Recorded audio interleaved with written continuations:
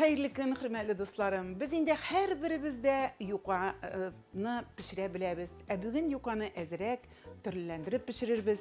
Onun için indi men kefir alam, hem brınzı sıyırı alam şulay, iremşik, un, kızdırır için sıyık may gerek bulur, kamarı için yumurka, hem paprika temletkisi için salıp jibeririz. Tız bir şimdi elbette. Bismillahirrahmanirrahim. İşimizni en birinci kefir bilen yumurkadan başlap jiberiyelim. Kefir kabarıp pişsin için kefirini soğutkiçten alıp kullanırga gerek mi? Ezerek iyi temperaturasında tutarga gerek. Şunday birazgina sekretlarında silep alayım hele. Yumurka salabız. Hem indi eybetlep bulatabız. Tuz indi elbette salıp jiberemiz. Bir yartı kalağı tuz gerek bulur. Hem indi biz mağa salıp jiberemiz iremşikni.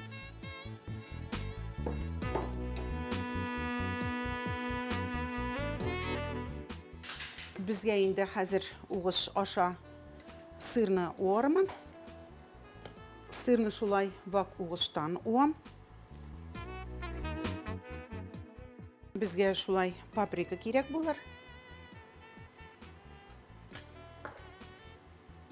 Hem eybetlep bulatabız. Hazır indi ekringine biz onu isteybiz. Min hamur kabartqıçın unga salıp bulgattım. Hazır ekringine indi biz onu istep şulay kamar izlebiz.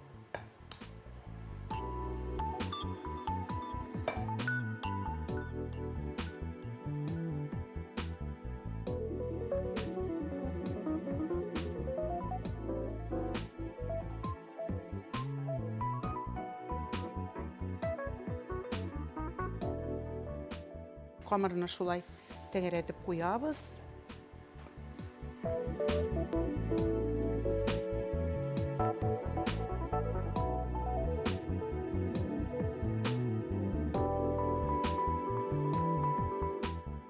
Kamarı bir yumuşak mı indi şulay kul bilen jeysek de yarıy.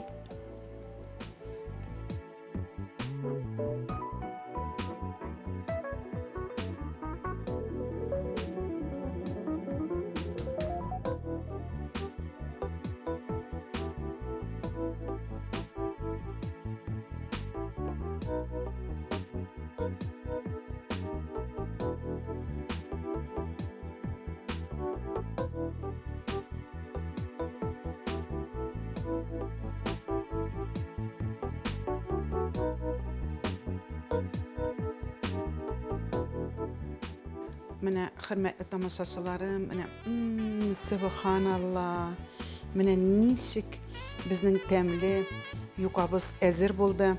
Yuqanı indi elbette ana şulay kesip tırmılar, şulay ezip aşılar, sındırıp alalar. Aşlarınız temli bulsun, uzun emin gümürler sizge dileyim.